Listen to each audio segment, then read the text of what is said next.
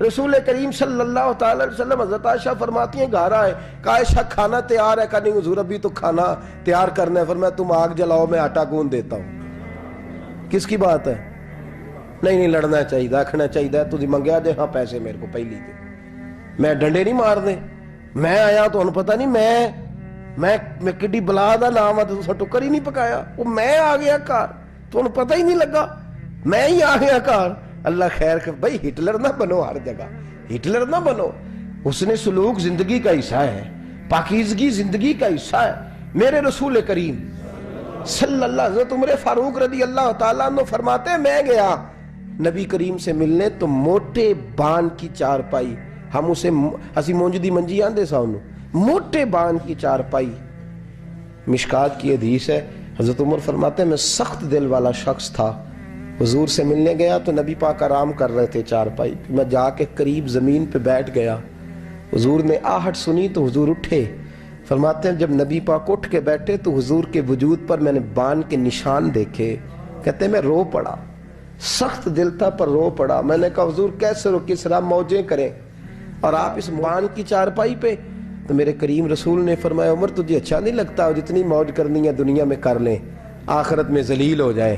فرمایا ان کو کرنے دے موج، وہ تو ذلیل ہونے کے لیے کر رہے ہیں، اور میں نے اس دنیا سے کیا لینا ہے، تھوڑا سا وقت گزارنے کے لیے آیا ہوں، یہاں کے بند ہوں گی وہاں میرا رب ساری عزتیں مجھے ہی عطا فرما دے گا۔ ازہد فی الدنیا فریح القلب والجسد۔ میرے عزیزو یہ فقیری میرے نبی پاک صلی اللہ علیہ وسلم، درویشی میرے رسول پاک کی۔ حضرت بلال حبشی کو حضور نے سویرے سویرے بلایا اور بلا کے فرمایا بلال رات تو نے میرا بستر پہ کپڑا ڈبل کر کے بچھا دیا تھا، ڈبل کر کے بستر بچھا دیا تھا تو نے۔ یا رسول اللہ کیا ہوا؟ فرمایا نیند تو مجھے بڑی آئی ہے پر میرے نفل کچھ رہ گئے ہیں، آج کے بعد ڈبل کر کے نہ بسترا بچھانا، سنگل ہی بچھانا، اس پہ ذرا کروٹیں بدلتا رہتا ہوں تو آنکھ جلدی کھل جاتی ہے۔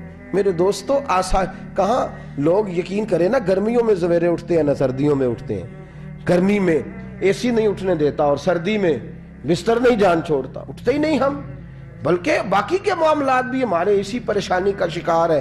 سنو اور یاد رکھو میرے رسول کریم صلی اللہ علیہ وسلم نے بادشاہی میں فقیری سکھائی، بادشاہی میں فقیری میرے رسول کریم صلی اللہ علیہ وسلم نے بادشاہی میں فقیری سکھائی۔ حضرت سیدنا سلمان فارسی کو حضرت عمر فاروق رضی اللہ تعالیٰ عنہ نے بلایا تو کہا میرا دل کرتا ہے آپ کو میں مدائن کا گورنر بنا دوں۔ حضرت سلمان فارسی بڑے تگڑے قبیلے سے تعلق رکھتے تھے، بکتے بکاتے مدینے میں آ کے بکے، پھر نگاہ مصطفیٰ میں بک گئے صلی اللہ علیہ وسلم، بڑے تگڑے قبیلے سے تعلق تھا۔ یا حضرت عمر نے فرمایا میں آپ کو گورنر، کہا جی جیسے آپ کا حکم ہے، امیر کی بات ماننا، گورنر بن گئے۔ اور گورنر صاحب کرتے کیا ہے؟ گورنر صاحب کا حال یہ کہ گورنر صاحب نے وہی پھٹے پرانے سادے سے کپڑے پہنے اور ایک ہاتھ میں چھڑی پکڑی ہے، کبھی ادھر گھومتے ہیں کبھی ادھر، مدائن کی گلیوں میں گورنر صاحب گھوم رہے ہیں۔ اللہ اکبر، جہاں سواریاں اترتی تھی نا شہر کی، لوگ جو کرایہ لے کے گھوڑوں پہ سوار کرتے تھے، جہاں وہ لا کے اتارتے تھے، وہاں ایک شخص اترا، مہمان آیا کسی کے گھر میں مدائن، وہ شخص مہمان آیا تو اس کے بعد بڑے بڑے بکسے تھے، اس نے حضرت سلمان فارسی کو گھومتے دیکھا، کہنے لگے او غلام ادھر آئے نا، او بولیے او غلام ادھر آ۔ حضرت سلمان فارسی کہنے لگے جی جناب، کہنے لگے میرا سامان اٹھا اور فلاں گھر میں میں نے جانا چھوڑ کے آ۔ جرت تو کرے کوئی جرت تو کرے کونسلر صاحب کو بھی آواز دینے کی، طاقت تو کرے کوئی، ایک معمولی سپاہی کو بھی کہنے کی جو نہ سب انسپیکٹر ہے نہ وہ کسی عہدے پہ فائز ہے، صرف ایک سادہ قوم کا وہ اس کو کہہ کے تو ادھر آؤ غلام، بھائی گورنر کوئی کہہ دیا، گورنر صاحب نے سر کے اوپر بکسا اٹھایا ہے اور گلیوں میں گزر رہے، کہتے ہیں بھائی غلام کو رستہ دے دو، ذرا سامان وزنی ہے، ذرا غلام کو رستہ دے دو، سامان وزنی ہے، پیچھے ہٹ جاؤ ذرا رستہ دے دو۔ شہر میں داخل ہوئے تو لوگ دوڑے آئے، کہا حضور ہمیں دے دیں۔ فرمایا نہیں، اس نے مجھے کہا ہے غلام اٹھا۔ وہ شخص شرمندہ ہو گیا، کہنے لگا حضور مجھے کب خبر تھی کہ آپ گورنر ہیں، غلطی ہو گئی، میں غلام کہہ بیٹھا۔ حضرت سلمان فارسی رو پڑے، فرمانے لگے تو میرا محسن ہے، تو نے تو مجھے میری اوقات یاد کرا دی ہے، میں غلام ہوں، میں کھجوریں بیچا کرتا تھا، میں مدینے میں نوکری کرتا تھا، تو نے اچھا کیا ہے۔ فرمایا نا تو تو میرا موشن ہے, تو نے مجھے یاد کرا دیا, میں کیا نا, اب میں ہی لے کے چلوں گا. رستے میں جا رہے ہیں, ایک شخص دوڑا آیا, کہنے لگا حضور وزنی بڑا ہے, مجھے دے دیں. یہ بادشاہ ہیں, فقیری ہو رہی ہے, حضور وزنی بڑا ہے, مجھے دے دے, میں اٹھا لیتا ہوں. تو حضرت سلمان فارسی فرمانے لگے پہلے وعدہ کر قیامت کے دن میرے گناہوں کا بوجھ اٹھا لے گا, وعدہ کر. تو کہے گا اللہ کے حضور کہ یا اللہ سلمان کے جو پاپ ہے ان کا بوجھ میں اٹھاتا ہوں. کہنے لگا حضور میں تو اپنا نہیں اٹھا سکتا. فرمایا پیچھے ہٹ جاؤ, اگر وہاں میرا کوئی بوجھ نہیں اٹھا سکتا تو یہاں بھی کوئی نہ اٹھائے. حضرت سلمان فارسی رضی اللہ تعالیٰ عنہ گورنر ہے صوبے کے. میرے دوست, ہماری یہ جو جھوٹی انا ہے نا, لوگ میرا استقبال کرے, مجھے اٹھ کے ملے, مجھے پروٹوکول دے, میرا نام جپے, میں ہوتی رہے ہر جگہ, بس مجھے ہی لوگ جانے. اور میرے عزیز اس دھندے سے باہر آ, نفس پرستی کی اس جنگ سے نکل آ, اپنے مزاج کی اس قلت سے نکل آ, اپنے آپ کو جو بات نہیں بھی آتی ہوتی اس میں بھی ہم دخل دے کے اپنا کوئی نہ کوئی پیغام اور جملہ ضرور بیان کرنا چاہتے ہیں. بھئی ہمارا بھی نام لکھ لو, ہم بھی شامل ہیں, ہمیں بھی پتہ ہے اس گورکھ دھندے کا کچھ نہ کچھ, ہمیں بھی شامل کر لو. یہ نفس پرستی کی جنگ ہے, اس سے نکلو. اگر رب کریم نے بادشاہی دی ہے تو اس میں فقیری کرو. کبھی کبھی اپنے کپڑے خود استری کر لینے چاہیے. نہیں نہ بولے آپ لوگ, مشکل کام بتا دیا نا میں نے. کس کے کپڑے استری کرنے کو کہا جی؟ اللہ خیر کرے. میں کیا رہے, میں تو ماڑے دی گل کر چھڑی, بولے نہیں نا آپ لوگ. کبھی کبھی اپنے کپڑے خود استری, کبھی کبھی اپنے جوتے خود پالش کر, کچھ نہیں فرق ہوتا. اس سے آپ کا نفس کچلا جائے گا.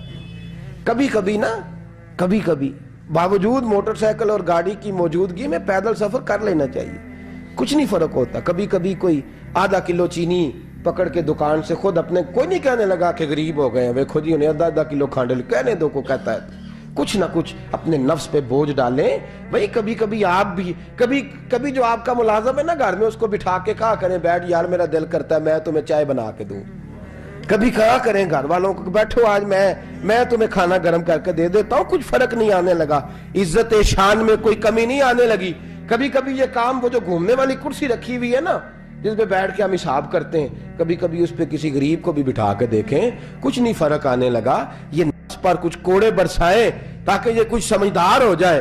یہ جو ہم نے بڑی لمبی چوڑی اپنے لیے جھوٹی انا کے دروازے کھول رکھے ہیں, یہ روز ہمیں دور کر رہے ہیں. جو نفس پرستی کی جنگ ہوتی ہے یہ بندے کو اللہ کے دروازے سے دور لے جاتی ہے, یہ نبی پاک کی محبت دل سے نکالتی ہے, یہ ذہن کے اندر اچھی سوچ نہیں آنے دیتی.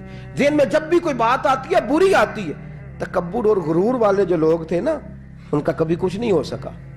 جس نے کہا ہے مجھے چودھری صاحب کو, وہ بیچارہ اسی چکر میں رہا ہے اور لوگ آگے گزر گئے ہیں. جس نے کہا ہے مجھے سیٹھ صاحب کو, وہ اسی گڑبڑ میں رہا ہے اور لوگ آگے بیت گئے ہیں. دنیا میں کوئی پیشہ برا نہیں. ملت کے جوانوں, یہ تم نے کہا ہے نا کہ یہاں اگر ہم کسی گلی میں مزدوری کریں گے تو لوگ کہیں گے مزدور ہے, لیکن اگر یورپ میں جا کے ہم کریں گے تو کسی کو کیا پتا چلے گا؟ اور دیس اپنے دیاں واللہ نالو تمبے لالا کھائیے, امی غیر ملک دے باغاں اندر میوے کھان نہ جائیے. اپنی مٹی پہ چلنے کا سلیقہ سیکھو, کسی کے سنگ مر پہ چلو گے تو پھسل جاؤ گے. عزیزو, ہم آج اس بادشاہی میں فقیری کے حسن سے ناش جاگ رہے. حضرت عمر فاروق رضی اللہ تعالیٰ عنہ مدینے کی گلی سے گزر رہے ہیں, امیر المومنین ہے, مدینے کی گلی سے گزر رہے ہیں. ایک گھر کے اندر سے بچیوں کے رونے کی آواز آئی. بچیاں رو رہی ہیں اور بچی اپنی ماں سے کیا کہتی ہے, کہتی ہے اماں ابو بکر تو اب انتقال کر گئے. حضرت عمر کا پہلے دن ہے خلافت کا, اب ہمارا کیا بنے گا؟ ابو بکر تو وصال کر گئے.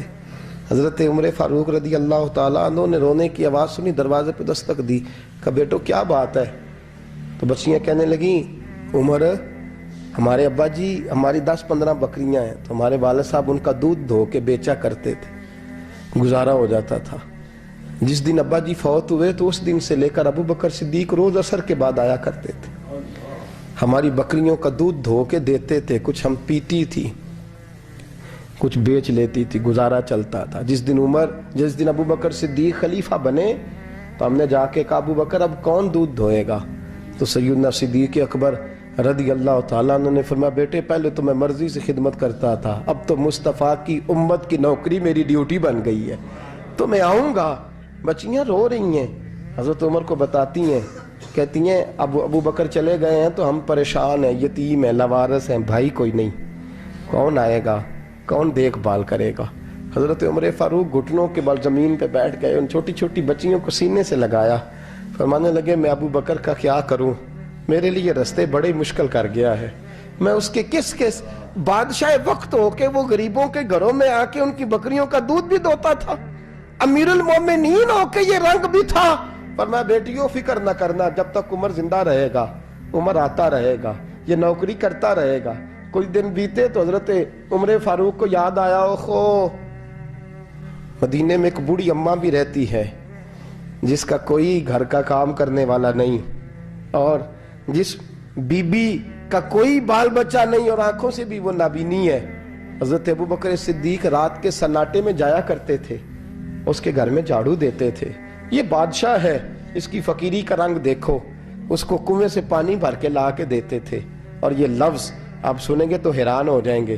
اس بوڑھی اماں کے لیے نا ایک کونے میں گھر میں دور بار شیر میں ایک جگہ کھود دی تھی جہاں وہ بی بی پخانہ اور پیشاب کرتی تھی۔ امیر المومنین حضرت ابو بکر صدیق رات کو جاتے تھے اور اس کا وہ پخانہ وہاں سے اٹھا کے باہر پھینک کے آیا کرتے تھے۔ اس عورت نے پیغام بھیجا کہ عمر سے کہو میری بھی ڈیوٹیاں تو نے سر انجام دینی ہیں۔ عمر فاروق ساری رات کام کرتے، سناٹا گہرا ہوتا تو جھاڑو دبایا ہے بغل میں، اور عمر فاروق نکلے ہوئے اس بی بی کے گھر میں جھاڑو دیا جا رہا ہے۔ حضرت انس بن مالک فرماتے ہیں میں نے آخری عمر میں بھی اس بوڑھے عمر کو دیکھا ہے، اس بڑھاپے میں بھی میں نے اس شخص کو دیکھا ہے کہ جب وجود کمزور ہو گیا، داڑھی سفید ہو گئی، لیکن پھر بھی اس کا انداز نہیں بدلا۔ اس نے ساری زندگی بادشاہی میں فقیری کر کے گزار دی، یہ پھر بھی کسی کے گھر میں جھاڑو دیتا ہے، کسی کی بکریوں کا دودھ دھوتا ہے، یہ کسی غریب میرے دوست یہ۔ اور جب سیدنا فاروق اعظم رضی اللہ تعالیٰ عنہ خطبہ دینے بیٹھتے ہیں تو کپڑے پھٹے ہیں، پیوند لگے ہیں،